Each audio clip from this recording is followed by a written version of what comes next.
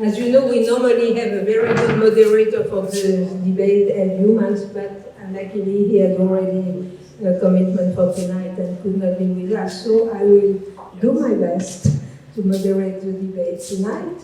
So the way we will work, we will start with an opening statement from each of the candidates. So you have 3 minutes to say who you are, why you're running, whatever you want, and then we will have questions, and then, so each time we will start with the next one, so it's not always the same who starts and finishes, and then we will end with an ending statement. So, if you would like to get started, we have a microphone here to share between all of you. Those microphones require you to speak pretty close to the microphone to work. I'm going to turn this out on the end. I'm the first one. My name is Ken L. Baker. I am a retired Texas State Game Board captain. I have 41 years of service, public service, under the state. I retired back in 2012, and I ran a district office in Brownsville. The district office in Brownsville was the only one in the Rio Grande Valley. I supervised some 16 officers. I supervised an office personnel. In the office that I supervised, I brought in a lot of state money revenue in terms of license sales, but also in sales tax sales. That office, on a yearly basis, brought in about $1 million. And that $1 million was all state money. And on a monthly basis, I was audited by the state auditor, that office. And in my 41-year career, I never failed at state audit. So I know a lot about state government. I know a lot about government as a whole. My ex-boss, who is Colonel Pete Flores, he is a state senator out of Pleasant. And I keep real close contact with him. By the way, he's a Republican. I may add that to it. He's awful proud of that. But also, the reason why I ran for this office is because I could see some irregularities. You know, in talking with my neighbors, you know, they weren't completely satisfied with what was going on. And so some of my neighbors asked me, I said, hey, Baker, you're retired, you got plenty of time. Why don't you run for that office?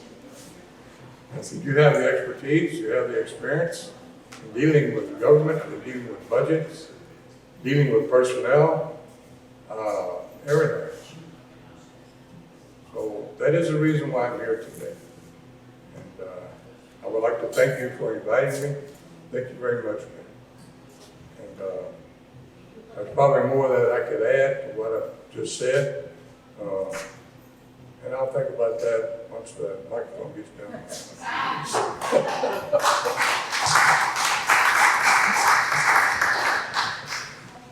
Hello, my name is John M. Cudd.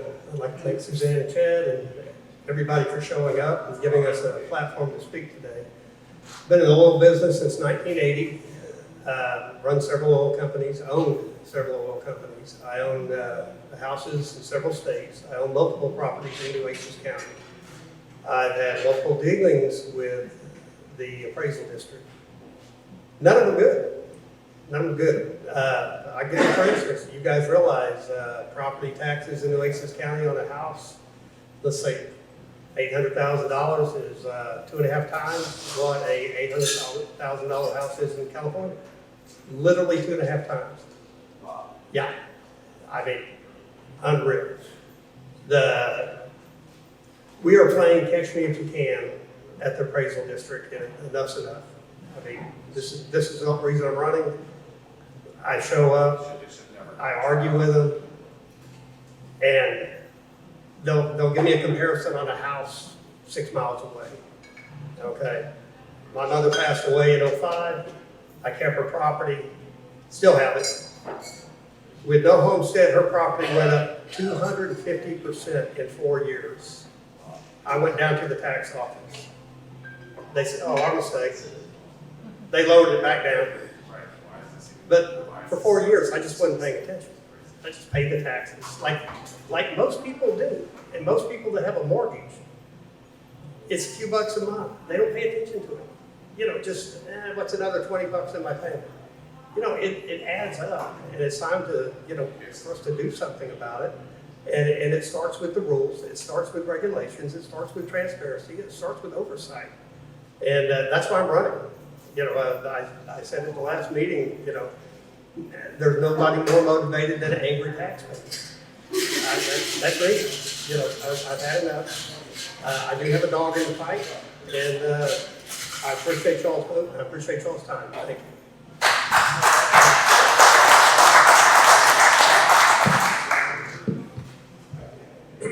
Good evening, everyone. My name is James Magill. I'm running for the Nueces County Appraisal District Board Place 1. And I just want to thank Suzanne for putting this together and everything that she's been doing. I have an idea of how hard she's worked in the past, but I have no idea how hard she works for every side of every election. And more importantly, I want to thank my fiance for being here. It's the first event that we've been to together since this quick undertaking of this short election. Now we are really going to be needing everybody's votes for it. Get out to the polls. You know, we're going to be talking tens, hundreds of votes. And it is very important that we get out there with this situation that we are in here with the Appraisal District. So the three things that I'm really focused on that took a lot of time to think about is mainly the periodic reappraisal. In the state of Texas, we don't have to reappraise properties every year. We can do that one time every 3 years. Why not do biannually? Why not do one time every 3 years? And that, to me, is a really big key point of what we can do to get that control. To quote Mr. Kushnick over here, is, you know, you got to take back control of these property values, and they're just getting out of hand. And with that, I would like to instill advisory boards on multiple levels, more oversight, as Mr. Cudd would say. And at that, the commercial advisory board that is non-existent from my knowledge, being very well aware of commercial property values here in Corpus Christi and the Nueces County. Then, most importantly of all, transparency to people. You know, I was up there paying my taxes this January, and I'm just hearing behind me everybody talk about having zero clue. I'm talking a 60-year-old woman who has zero clue that she can protest her taxes, and understanding the process and understanding where to start.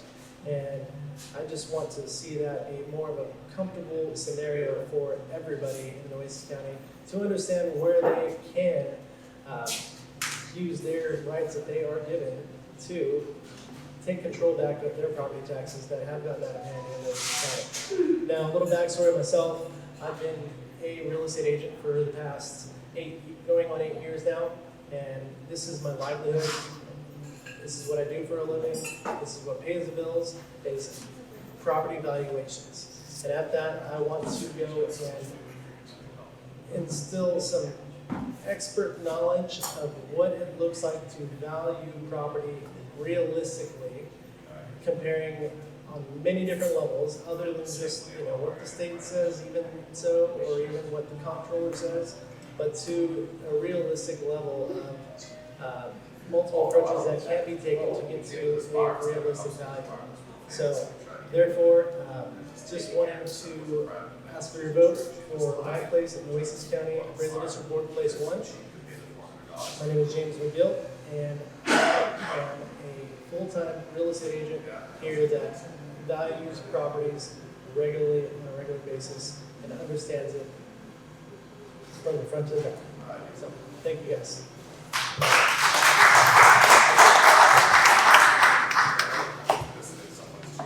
My name's Ed Bennett. I'm a certified public accountant as well as a certified co-op manager. I served 6 years as a Don't touch me. Why are you touching me? Get out of my personal space. This isn't a private event. I talked to the place. They said you didn't pay for the room. And she lied to me, and she lied to my family, and she lied to 4 other couples downstairs and said this was a private event. She kicked us all out. And I've talked to 3 different people here, and this is not a private event. Don't touch me. Get out of my space. I'm not engaging you. No. No. No. No, this isn't an event, this is an open bar that you squatted on, and didn't pay the 400 for the room, and she's been mean to multiple people downstairs, including my family. So you're gonna come over here and attack me with your physical contact. You know, I don't, stop, go away. There's people trying to speak. I don't care, this isn't a private event, if it was a private event, then you should have paid her $400. If she was mean to me and my family, I'm getting back there. You got a problem, take it up with this Fine. lady right here, made all of us downstairs lie to us about what was going on up here. You're a liar. You lied to us. True or false? Okay, keep it up. No, I'm not Everybody, gonna keep it down. keep it up. Everybody can grab what you're doing. Absolutely. You're welcome. Free public area. Yeah. Sorry for I'm not that. talking to you, sir. I'm not listening. No. Go get the manager. Go ahead, Ed. Keep going. Okay, let's keep going. 30 seconds, Ed. I do apologize for that. That did not count in your time. I'll start over. My name's Ed Bennett. I'm a certified So now public they're accountant physically threatening me. They sent the police as well as a certified fraud examiner. I served 6 years at the Delmar College region. I'm running for place number 3. Now, what the board does, If you pay taxes in this county, you should probably. the primary focus of the board is the budget and the policies. My expertise is budget and policies. I've dealt with budgets for almost 50 years. I have undergraduate and graduate degrees in addition to my certifications. Policies, I spent 6 years at Delmar. I know what bad policies look like. And I also know how to see through management's erroneous assumptions. And trust me, there are many erroneous assumptions that management presents to all the elected officials in this county. So why am I running? I've got time, I've got expertise, and I have a background of caring about the people of the county. We will be representing, we the elected people, the 3 elected positions will be representing the people of the county, not the taxing districts. What always bothered me when I was at Delmar was that their emphasis was we didn't increase the tax rate. Well, that doesn't matter when your taxes just increased by 12%, does it? So, I want fair policies, we want zero-based budgeting, and we want strong oversight. And that's why I'm running. Thank you. Thank you. Thank you very much. Now I would like to ask all those who have some questions. This is the time. If you have any questions, please raise your hand and I will come to you with the microphone. Questions? Anyone? Probably controversial, but anecdotally, I understand that many people who leave these positions who represent us then go on to work for organizations where they make money fighting the taxes. So it feels like those people are on the board, they raise the taxes, they move over, and then we pay them to help arbitrate our taxes. Are any of you, would you commit to not then moving on to a position where you've made money after you have this influential position by, because it seems like they raise our taxes and then they go to an organization that helps lower our taxes, they get 40% of what they save us. It seems like a racket. Or can you all commit that you would not move on to make money by fighting the tax rates that you help install? I would commit to that, and I know you wouldn't work. I've been self-employed my entire life. I'm not going to work for anybody. Awesome. So,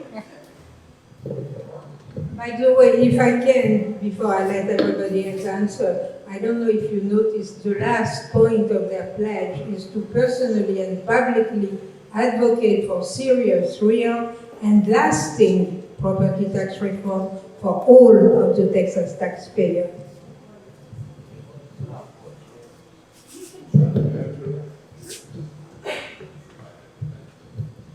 I've been on fixed income for quite a few years, and I'm gonna stay that way. I'm not gonna make any money. doing anything for anybody, period.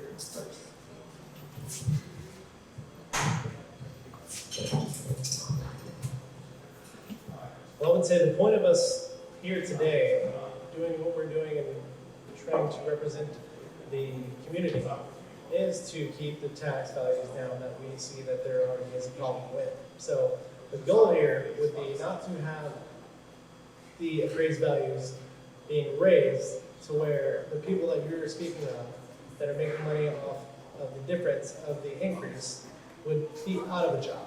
So if we are successful here in everything that we are running for and trying to do here, which I passionately believe we are, those people will be less available and we wouldn't have a job after this to do that if we are successful. So do you commit to not taking those jobs? Yes, ma'am. That's right there written down. Not only will I make that commitment, but I'll take it one step further. I'll propose a policy that we can't, as board members, accept a position until after 2 years, after 2 years after we left. Never, never, Will never be good, Yeah. I'm sure that. never. Thank you. Question? Oh, yes. Man, wow.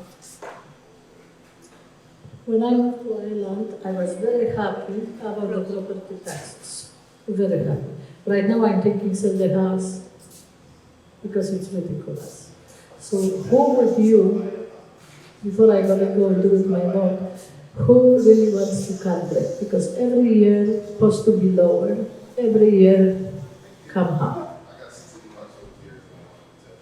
So I really don't trust anymore nobody about the property taxes, and I have reason. You know, I really, it's like, I'm from Missouri, show me, because I don't know if I'm gonna go vote. I'm gonna go vote for President Trump because I'm blaming Biden for every single thing what's happened right now. Nobody but Biden, but you know, the trusting to the people, because before, for a couple of years, we cut the taxes, and taxes raise more and more and more. And to the point I was thinking to sell the house right now, because with my mortgage, with my everything, rescue animals, everything, I'm done. There's actually people leaving Nueces County because the property taxes are too high, okay? We will not set the property taxes. So I just want you to understand that. So, you know, I'm running for place 2, he's 1, he's 3. I believe Ken's 1, 3, okay. Well, we will not set the property taxes, but you are correct. There are people that are leaving Nueces County because they can't afford the property taxes, okay? I caught their appraiser in front of my house a couple of years ago. Right. And we live in the city limits, but we're still out in the country, okay? And I think I was trimming trees by the road, pulled over on Lake Bennett. You realize we have no drainage, no sidewalks, no sewage. You know, it's $1 million house. We don't have any of that stuff though, okay? And he said, yeah, no, I get it. And basically I said, where do you live? He said, Santat County. Got liar. He said, I can't afford to live in Nueces County. This is a gentleman that helps appraise the property. And he doesn't live in Nueces County. Real big now. What's happening, huh? Wasn't measured income because it's not on the private bank. Always entertainment.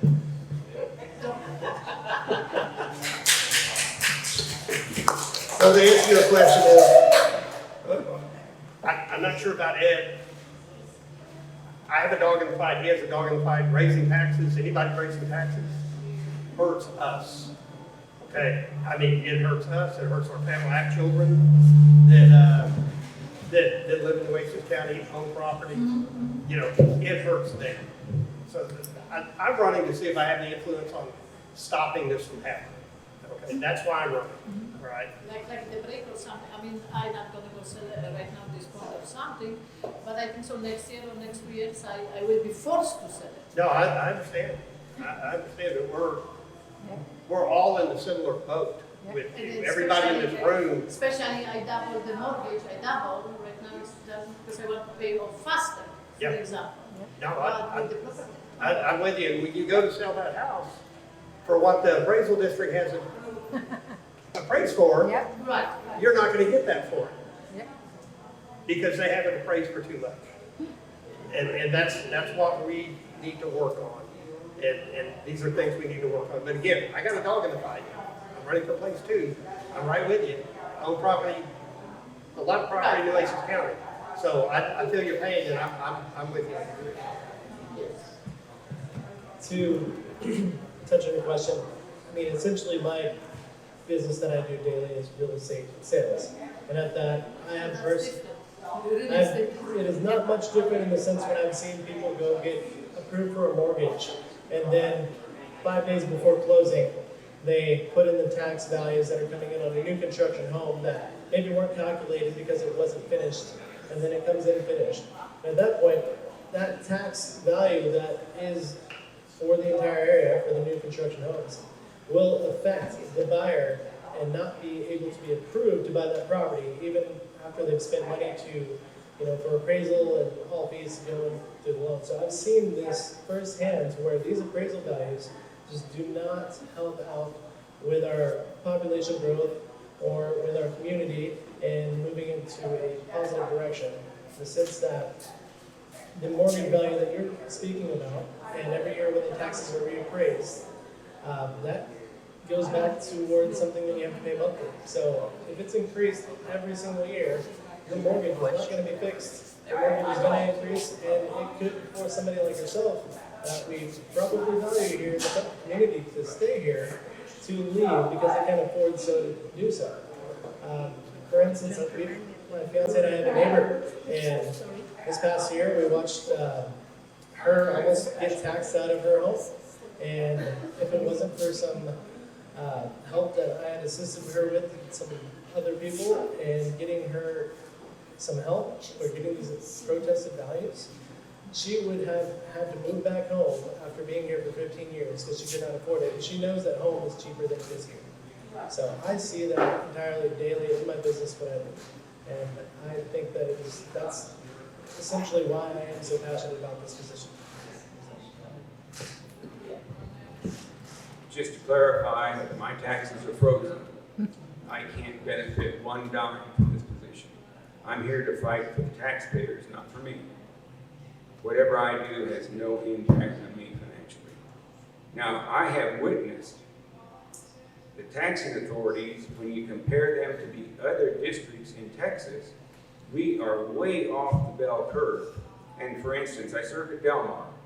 Del Mar's tax rate was double what the average community college tax rate in Texas is. How much sense does that make? They're all doing the same thing. So, are our taxes high? They're outrageous. What can we do about them as a board member? We can set fair policy. We can look at the budget under a microscope, and we can advocate for the people that are our constituents, you, the taxpayers. Thank you. Thank you.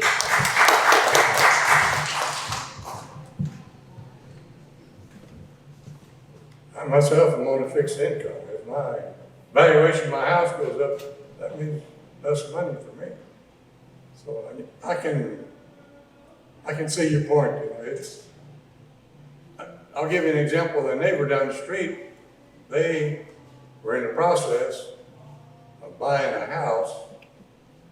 Well, the house was appraised so high that the bank would not even loan the money for what it was appraised for. So that's just an example.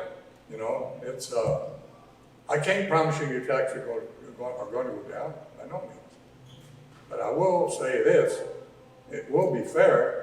We will demand it be fair. And if not, then someone's giving a reevaluation of what they're doing in their job, period. And I'll say that. Thank you. So we'll go to the next question. And by the way, on this, I know personally, my taxes this year have gone up by 50% of the whole price of my house 7 years ago that I bought. Yes, that's what I'm saying. Hold on, I have two persons before you. Sorry. Question?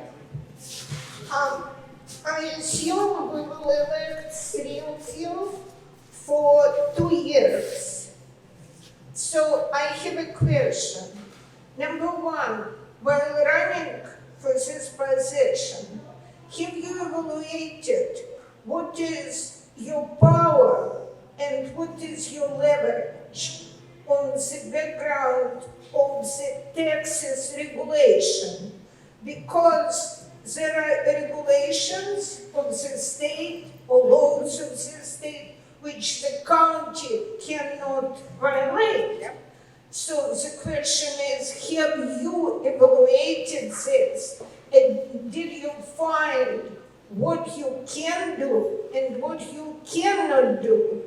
And what do you expect in 2 years to achieve? Will it be lower appraisal? Will it be lower taxes? And how will you act on this? Thank you. Thank you very much. Our power will be in numbers. It will be to vote. We will have the vote, which is why you guys are electing us, so we will have the vote. The answer to your question is, honestly, in 2 years, it depends on how it goes. You know, it depends on who gets in these positions. If Democrats get in these positions, it's going to be more of the same. Nothing's going to change. As my understanding, 2 of us have the right to have a say on who's on the board, who's appointed. So if 2 of us get together and we decide that they're not getting on the board, we keep doing that until we get somebody that we accept. We can keep doing that, and we can shift the power of the board. But when we get on the board, it will not be all Republican. We will be the minority. We will have to use what power we have in numbers to try and shift this. Will we be able to shift it in 2 years? I'll be honest with you, hopefully.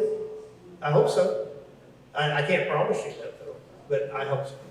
Did you look at the regulations of the state of Texas to evaluate what would be your power? I'm sorry. She would like to know what your powers are according to the regulation. You want to answer that? Upon my assessment of everything, looking at what the powers are, I believe that the most important thing that we can really push for as a team and work together for as we inflict on policy and procedure only, we do not go out and evaluate properties, the periodic reappraisal. So we do not have to reappraise properties in any county in the state of Texas more than one time out of every 3 years. Now, think about the waves that would create if we were to reappraise properties one time out of every 3 years. Maybe they go up, maybe they go down, but the budgeting for the staff having to reappraise properties every single year is going to continuously get expensive every single year.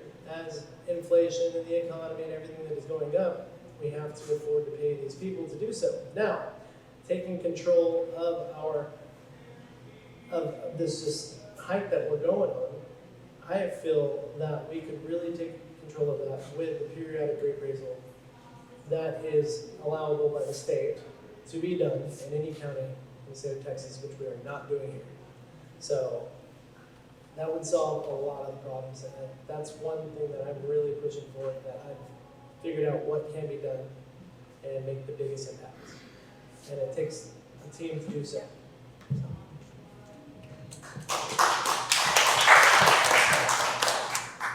Individually, a board member has absolutely no authority.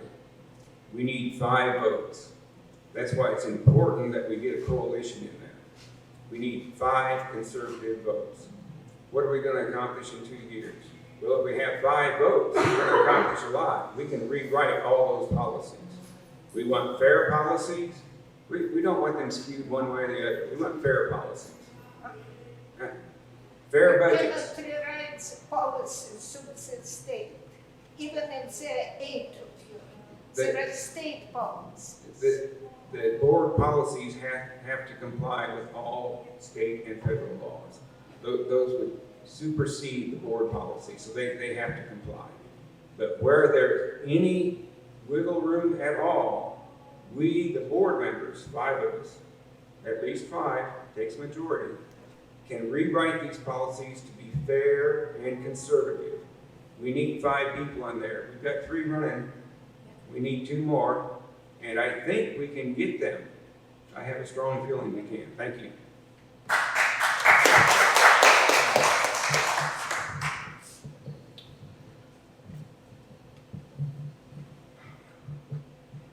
The state comptroller's office is the one that, in essence, sets the rules for the appraisal district. And you have to adhere to those rules as they are set. Now, that does not mean that we just turn a blind eye to the state comptroller. We can disagree with it and use your elected officials to add more clout to our disagreement. Okay. Now, the chief appraiser for the appraisal district works at the will of the board. If 5 members of the board say you're not doing your job after evaluating him for what he's doing, he can be removed with 5 people if they so want to. Okay. I hope that answers your question. Thank you very much. I think that was a very important question. And yes, I don't think there is any state or federal laws that says you have to keep increasing the value of the properties every single year. I don't think that exists. But that's what they have been doing. So having finally a majority of 5, and if we have 3 board members that are willing, plus the ex-officio cabinet Schmidt, that's already 4, I'm pretty sure they'll be able to find a 5th, and suddenly things will start changing. So they have to follow the law, but there's a lot they will be able to do. Other question, I think you were next. All right, thank you. And thank you, Suzanne, for organizing this, and for you all folks for being here. I guess my request of you is for you all to reach a much broader audience than the people in this room. So I read an article in the Alabama about, I guess, one of the candidates for this, and I understand from Susan that's not you all, who said, well, I come from this background and this way, and I have a balanced perspective. And I guess my interpretation of what the legislature intended with this law is not a balanced perspective, but somebody who's a strong advocate for taxpayers, which has never been in place before. So I don't want balanced perspective, I want taxpayer advocates. So I guess my request is, and I'd like each of you to say yay or nay, can you reach out to Dale Rankin and to Alan Moon and say, well, here's my philosophy, here's my perspective, here's what I would go try and do if I were elected to the board, so that we all hear from you, and not just the people in this room, that everybody who reads the Alan Moon hears from you. Here's what we would do if we were elected to this board. And I think that gives a lot broader audience to the people who are going to vote in this, I think, May election. Thank you.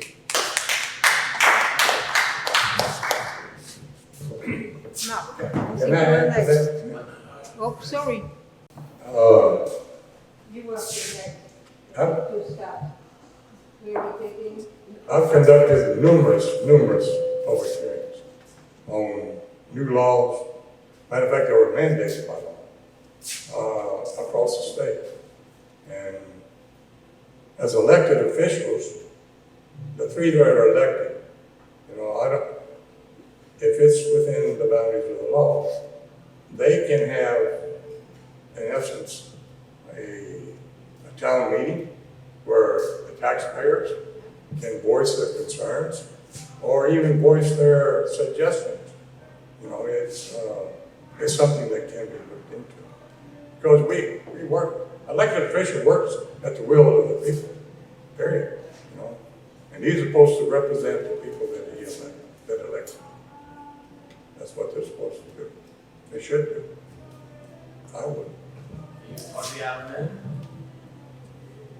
call Dale Rankin, do an interview, give him your statement. I would. Thank you.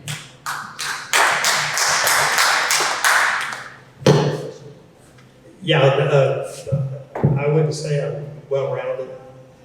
I'm definitely Republican and pro-taxpayer. We all. It doesn't get any more simple than that. That's what we're looking. There you go. Yes, I will reach out to Dale Rankin. I'm not well-rounded. I'm not even going to pretend. My background is accounting, and they're all conservative. Will I reach out to them? I'll reach out to anybody. Right. Who's my constituents? My constituents are the voters. Historically, the constituents for all the board members have been the taxing authorities. Is that a problem? This is going to, well, it's not going to cure it, but it's certainly going to be fixed. And I think we've got 3 here and 1 other that are conservative. And I know some of the board members, and I know some of them are conservative as well. So the coalition of 5 is not far off. Thank you.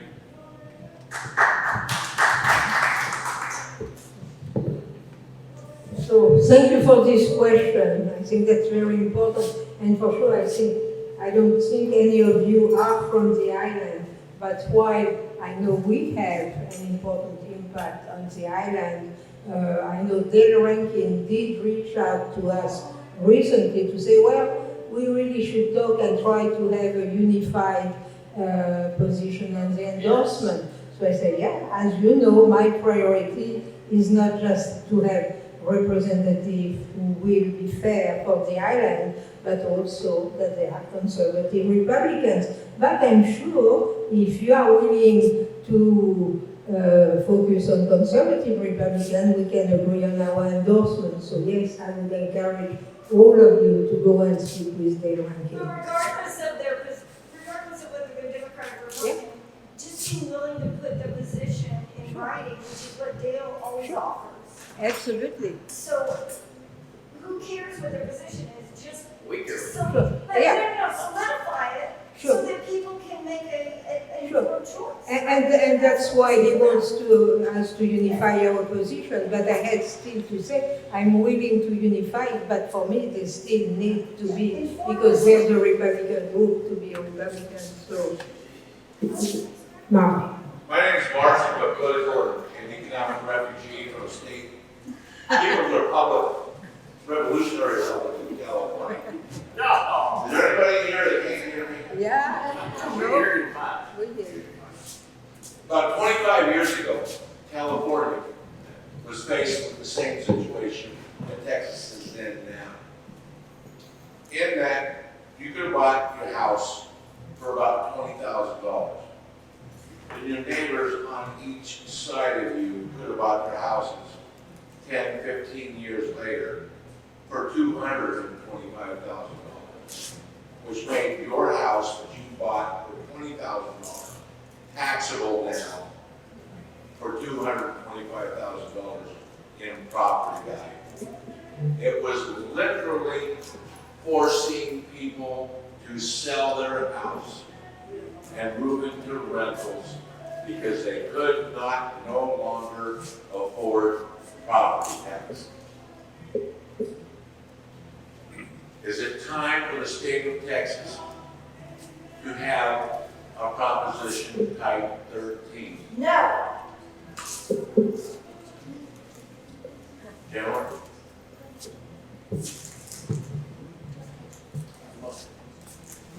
Since I actually own a house in California, and I am selling it, not because of the taxes, because exactly what you just said, it's worth twice what I paid for it. It's not a cash out.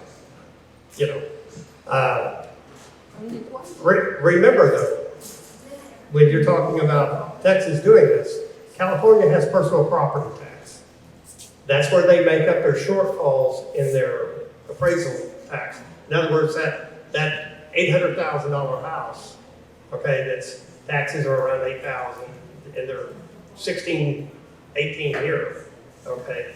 They're making up that property tax and that personal income tax, which we all know all the people coming over across the border they're gonna make all that up for us.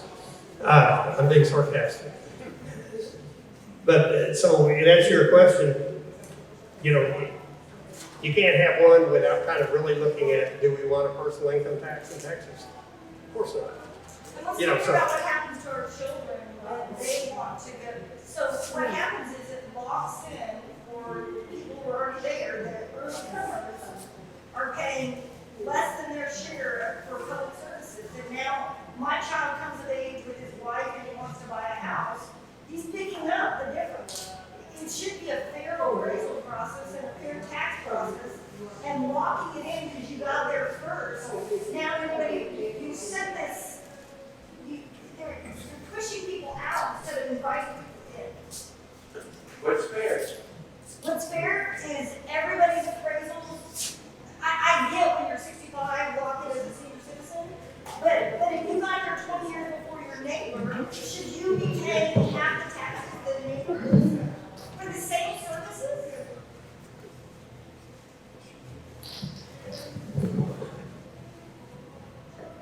What they're doing in California isn't right. I'll tell you that. That's why everybody's moving here. So if we're going to compare anything to California, I probably would not agree to it, and I will not agree to it, to try to reflect anything that they're doing over there.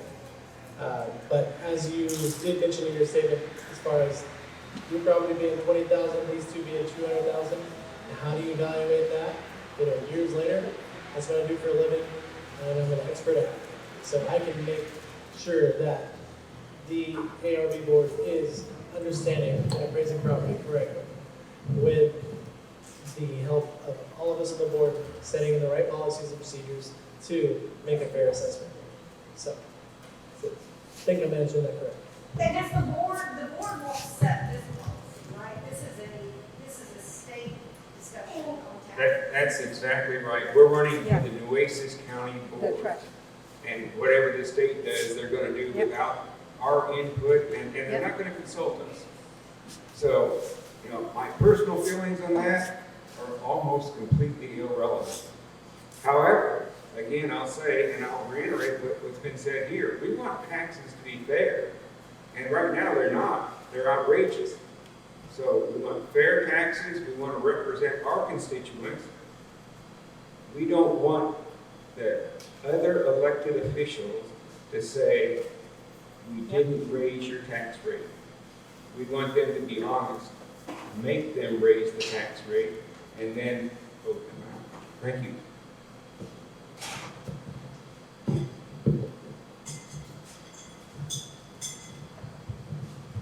In California, 26% of the homeless people of the whole United States is in California. And taxes is one of the main reasons. Oh, and I do not want Texas to go in the direction that they're doing. Won't say any more than that. So I think we have time for one last question, if we have one. If not, we will go to the closing statements. So, gentlemen, if you would like to start, maybe we'll start in reverse order. Suzanne, I have a question. Yeah, there you go. Yeah, hold on.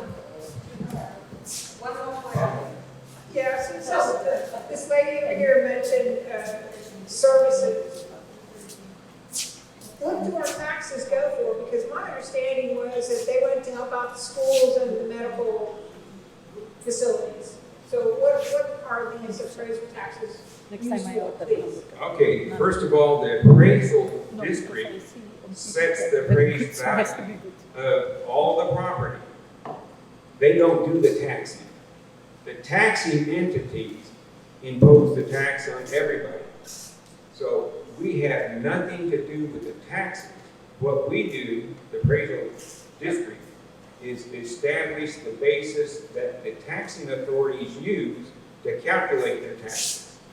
So what we're saying is, I'm going to speak for all of us. We want these appraisals to be fair to everybody.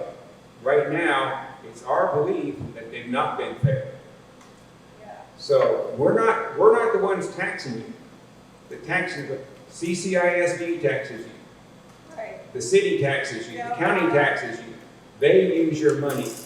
We don't impose a tax. We don't charge you.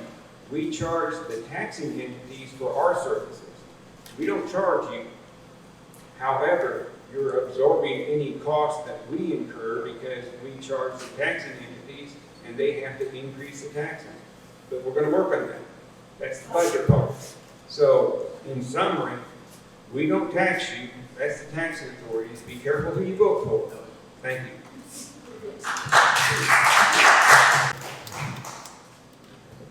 I want to tell you something that's going to anger you real quick. Yeah. When I was down there arguing for my taxes, about my property taxes, the young man who probably lives in an apartment, maybe doesn't even live in Nueces County, I don't know. Either he's misunderstood or he spoke correctly and he wasn't supposed to, okay? What he said was the taxing of the schools, the fire, medical, police, name it, all of it, that's what we pay for. He said they all set their budgets, and then, which is exactly backwards as it should be, then they come to the appraisal district and say, here's what we need, go get it. What? Yeah. No, that's how it works. It doesn't work like you think it works. It works completely backwards. They go to the little piggy bank, which is the appraisal district, goes to us, gets in our pocket, goes back, and hands it out. That's how it works. Wow.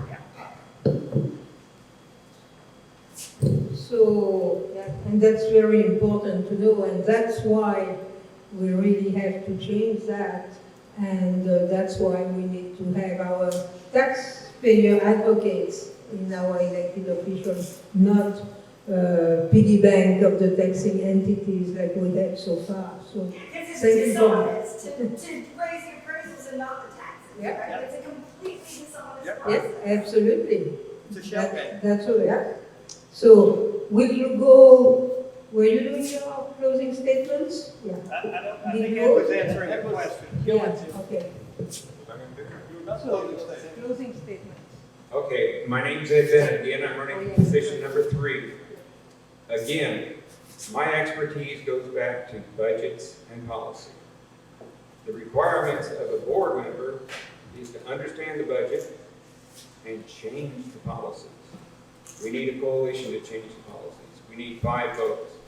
This will give us 3, but we need 5. So it's very important that everybody go out and vote for the conservative Republicans, because if you don't go out and vote, the other side, which people call liberals, socialists, I think they all fall under the communist umbrella somewhere. Those folks are going to vote. And that's not going to be reflected on your tax appraisals very well. So vote for me. Thank you.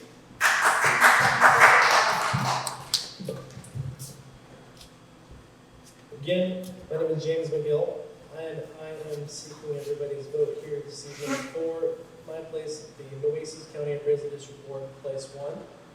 And I firmly believe there's no better advocate than a real estate agent that has been here understanding property values for almost 8 years now. And at that, I understand the pulse of the community and the needs and the wants of the community when it comes to property value. And I am here to represent the community in the entire Nueces County to address the property value situation and problem that we have going on today. And again, my name is James Magill, and I'm a supporter of the Republican Party, and I'm running for Nueces County Appraisal District Board, Place 1. I would appreciate your vote. My name's John Cudd. I'm running for Place 2. This right behind us. I can't be bullied, persuaded, bribed. There's nothing that's going to alter me following this. Absolutely nothing. Nobody has anything I want. I will follow this to the T. I signed a pledge to do it. And I look forward to your vote. Place 2 John Cudd. My name is Ken L. Baker. I'm running for the Appraisal District, place 3. This vote coming up is very historical. For the first time in the state of Texas, you're going to have 3 elected people on the appraisal board. That has never happened before. That is very historical. And thanks to the Texas legislature for enacting that, bringing that forward. Because they could see a problem. And that's the reason why they did it. Over my experience, I've managed people all my life. I've managed employees. I've managed budgets. I know how to reprimand people. And I know how to fire people. I've done it my entire career. If people are not doing the job they're supposed to be doing, you're out. Period. That's it. I have a lot of expertise with it. Thank you. I'm going to ask a naive question. So there's multiple places. Do we get to vote for each of the places? So, yes, I can answer that. Yes, you have 3 different places. You have 11 candidates, and forgive if I mix up the order. I think 4 are running for place 1, 3 are running for place 2, and 4 are running for place 3. So you will choose 1 for each of the places. Okay, so on the island we get to pick 1 for 3. each of the places? Absolutely. I'm sorry, Yeah, no, that's an important question. And one thing we did not talk about, and I don't know if you know more about it, but I think normally every year one of them will be up for renewal. So the first year they draw, and one of them is elected for just 1 year, 1 for 2, and 1 for 3. And from then on, they have 3-year terms, I think, and every year you will have to vote for a new one. Is that correct? That's correct. I did want to mention I am, and my fiance and I are property owners here on North Cudd Drive. Very well aware we are 100% backing North Cudd Island and have our hands in the game out here as far as we want to see it just get better. And with that, the property taxes out here are outrageous. Yeah. That's only going to get better if we can get that under control. So. Great. You will make their ranking happy, because that was his big concern. We have nobody among the people you endorse that's from the island and know our problems. So I'm glad to hear that. Of the 10 people who are running, are these the most conservative that we have? Yes. Thank you all. Yes. And John, you had me at, I've never had. Yeah, exactly. I was going to say. If I can address that real quick. On behalf of the Nueces County Republican Party, we, until this election, we had never endorsed a nonpartisan candidate of any kind. And so we, foreseeing not just this election, but the upcoming one, the other important elections, obviously this year, at the end of this month, or May, and also in November, we rewrote our bylaws. And Suzanne was a big part of helping us do that. And so we rewrote our bylaws to be able to get involved in nonpartisan issues, right? We took a strong stance and resolution to vote against Proposition A this past November, and we helped turn the tide. And we had not ever endorsed a nonpartisan candidate, ever. And so our first 3 that we've endorsed are the same that the Republican coalition has endorsed, which is place 1, place 2, and place 3. James Magill, John M. Cudd, and Ed Bennett. I've known Mr. Baker for years. He used to sit, when I was on city council, he used to sit there all the time. And, you know, I knew we were doing okay when he was smiling. When he wasn't smiling, we weren't doing okay. So I have a lot of respect for him, too. And it takes a lot of strength to sit and, but I think he's done a great job of reaching out to people, too. But we endorsed 3 nonpartisan candidates, and that's a big thing for the party. We vetted all of them. We had applications and questionnaires. And so we've gone through all their personal voting records in terms of primaries, and so we wouldn't support a non-conservative. Okay? Thank you.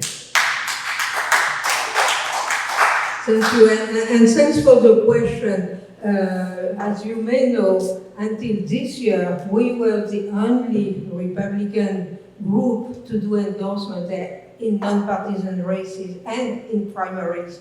The Republican Party still cannot endorse in primary, that's the law, but they will now endorse in non-partisan races. We're very happy for that. We don't feel that as a competition, we feel that as a reinforcement because it shows that now we have a real Republican Party that fights for the voters, not just as bureaucratic paperwork like we had before.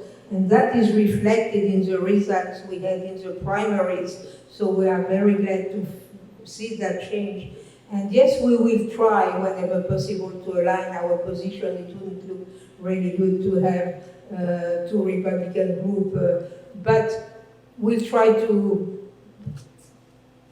deal it out until we arrive to some agreement, I'm sure. So, but yes, we have always had as a rule, our rule was we endorse the most conservative candidate who has a chance to win, first a path to victory in the primaries and in the general election, because it's useless to win in the primaries if you're going to lose to a Democrat in the general election. So that was a 3-step requirement for us.